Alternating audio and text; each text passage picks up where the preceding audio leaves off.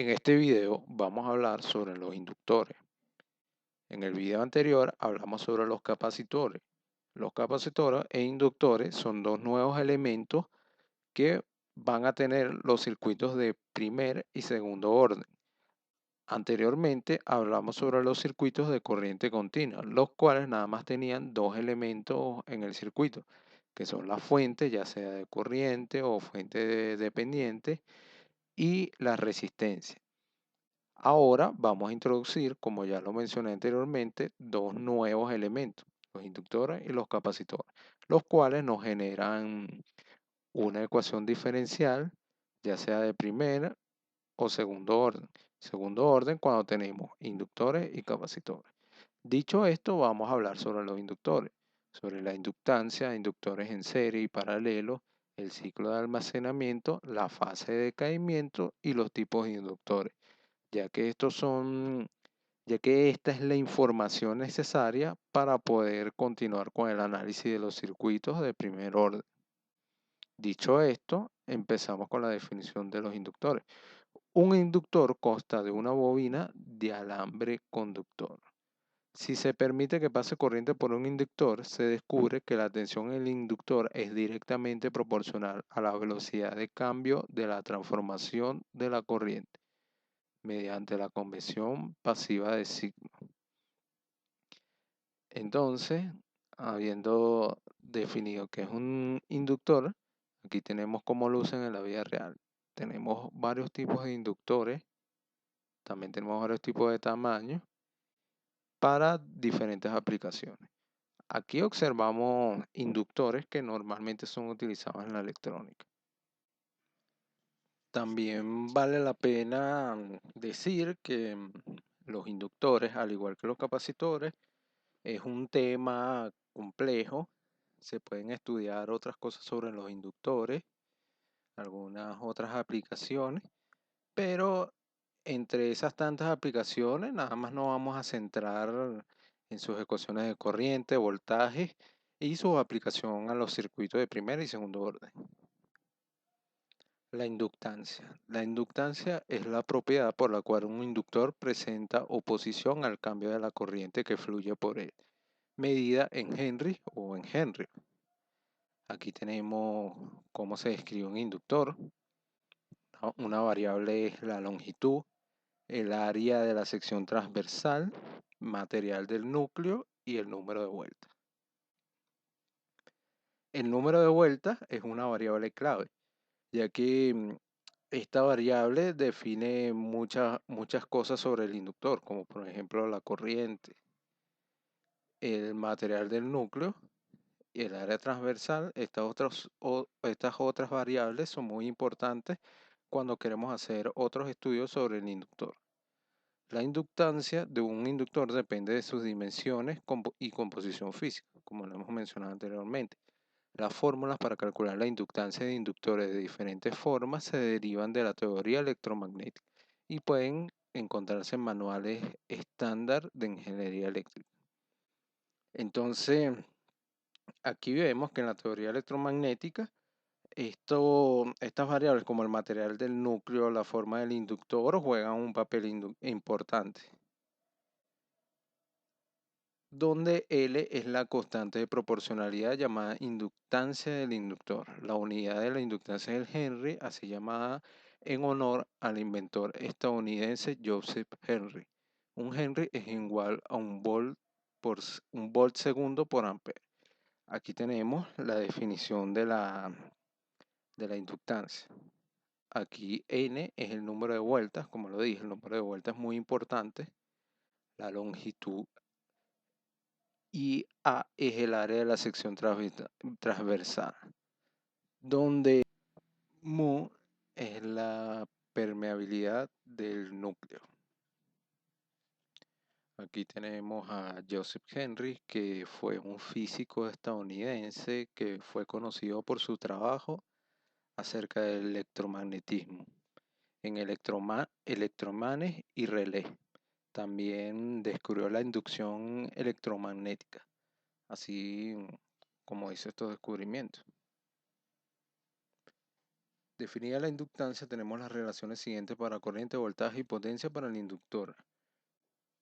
Como en la capacitancia, aquí también tenemos tres ecuaciones claves para el inductor. Cómo se define el voltaje, la corriente con esta integral y la potencia. La corriente que circula por un inductor no puede cambiar instantáneamente. En los capacitores teníamos que el voltaje no podía cambiar de manera instantáneamente. Entonces podríamos asociar el capacitor con voltaje, mientras que el inductor con la corriente. Ahora aquí tenemos este ejemplo donde debemos considerar el circuito de la figura. En condiciones de corriente directa hay que hallar la corriente, el voltaje BC, E y L. También debemos encontrar la energía almacenada en el capacitor y en el inductor. Entonces, aquí inicialmente podemos sustituir el capacitor como un abierto y el inductor como un corto. Entonces, en condiciones de corriente directa se reemplaza el capacitor por un circuito abierto y el inductor por un cortocircuito. Esto en condiciones de corriente directa, como lo vimos en la figura anterior. En esta figura es claro que la corriente del inductor es igual a 2 amperios. Aquí vemos que esta corriente es la misma que pasa por aquí. Por lo tanto, podemos decir que si sumamos estas dos corrientes, estas dos resistencias, podríamos tener un circuito equivalente con la fuente y la resistencia. Entonces, aplicando la ley de Ohm, podemos encontrar esta corriente que nos da 2 amperios. La tensión BC es la misma que la tensión del resistor de 5. Así que multiplicando esta corriente por la resistencia, tenemos que BC es igual a 10 voltios. Entonces, la energía en el capacitor sería 50 joules. Y en el inductor, usando la fórmula que nos pide la inductancia y la corriente, en el inductor es de 4 joules. Inductores en serie y en paralelo. Los inductores, así como los resistores, los capacitores, pueden colocarse en serie o en paralelo. Se pueden obtener niveles crecientes de inductancia colocando los inductores en serie y se puede obtener niveles decrecientes colocando los inductores en paralelo. Para inductores en serie, la inductancia total se encuentra de la misma manera que la resistencia total de los resistores en serie. O sea, una inductancia total será la suma de estas inductancias. Para los inductores en paralelo, la inductancia total se encuentra de la misma manera que la resistencia total en paralelo. Entonces podemos aplicar para los inductores las mismas fórmulas que aplicábamos para la resistencia. Entonces, en este caso es para dos inductores en paralelo. La inductancia del primero por la del segundo más la suma de ambos. Ejemplo, reduzca la red de la figura a su forma más simple. Tenemos dos inductores en paralelo, tres en paralelo, luego uno en serie y tendríamos una resistencia. Recuerden que la resistencia no se puede sumar con los inductores, así que hay que tener mucho cuidado con eso. No hace que por accidente alguien suma estas dos cantidades diferentes. Los inductores L2 y L3 tienen el mismo valor y están en paralelo. Resultado de un valor equivalente en paralelo de 0.6 Henry. El resultado de 0.6 Henry está entonces en paralelo con el inductor de 1.8. Aplicando la fórmula de paralelo encontramos que es de 0.45 el equivalente. El inductor L1 estaría en serie con este valor equivalente en paralelo. Bastaría con sumarlo y encontramos este valor. Entonces nos quedaría de esta forma el circuito equivalente. Los ciclos de almacenamiento. De manera resumida, tenemos una red básica RL transitoria. Luego, cuando se cierra el interruptor, tenemos esto como un abierto.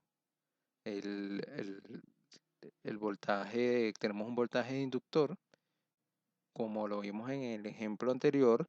Cuando tenemos una red de corriente directa, se puede poner como un abierto.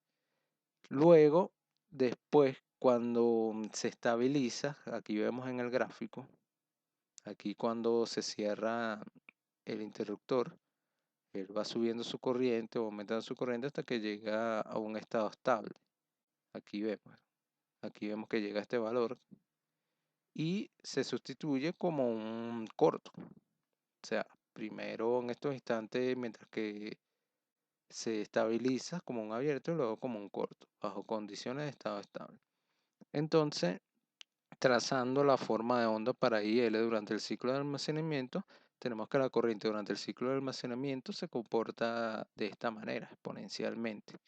Tiene una constante de tiempo que se define como L entre R y el voltaje se definiría de esta manera durante el ciclo de almacenamiento.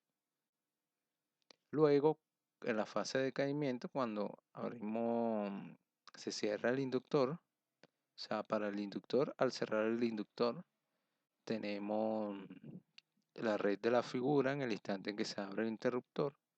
Aquí tenemos el inductor, tenemos la misma dirección y la polaridad invertida. Entonces, después que ha pasado la fase de almacenamiento y se han establecido las condiciones de estado estable, el interruptor puede abrirse sin efecto de chispa o descarga rápida debido al resistor R2, el cual proporciona una trayectoria completa para la corriente IL. De hecho, por claridad, la trayectoria de descarga está aislada en la figura mostrada. El voltaje BL en el inductor invertirá su polaridad y tiene una magnitud determinada. Entonces, después en la fase de descarga tenemos que el voltaje se define de esta manera. Y conforme un inductor libere su energía almacenada, el voltaje y la corriente de la bobina decaerá hasta cero de la siguiente manera. O sea, vemos que decae de una manera exponencial, de igual manera.